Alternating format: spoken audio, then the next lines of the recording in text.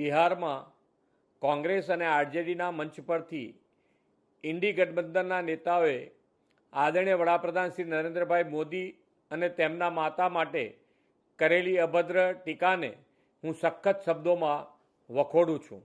રાહુલ ગાંધીના નેતૃત્વમાં કોંગ્રેસની માનસિકતા કેટલી હદે નીચલા સ્તરે ઉતરી ગઈ છે તે આવા અશોભનીય નિવેદનથી દેશ સમક્ષ છતું થઈ ગયું છે. એક સાધારણ ગરીબ પરિવારની માં એક સંઘર્ષ વેઠીને પણ પોતાના પુત્રનું સંસ્કાર સિંચન કરીને દેશને આદરણીય શ્રી નરેન્દ્રભાઈ જેવું રાષ્ટ્રને સમર્પિત સક્ષમ નેતૃત્વ આપ્યું છે. આવા રાષ્ટ્રભક્તના જન્મદાતા સ્વર્ગસ્થ માતૃશ્રી માટે જે ભાષા પ્રયોગ થયો છે તે 140 કરોડ ભારતવાસીઓની લાગણી અને સંવેદના પર કુઠરાઘાત સમાન છે. ઇન્ડી ગઠબંધનના નેતાઓની આ અભદ્ર ભાષા એ દેશની દરેક મા અને બેટાનું અપમાન છે. તેમના આવા કૃત્ય બદલ તેમને દેશની જનતા માફ નહીં કરે.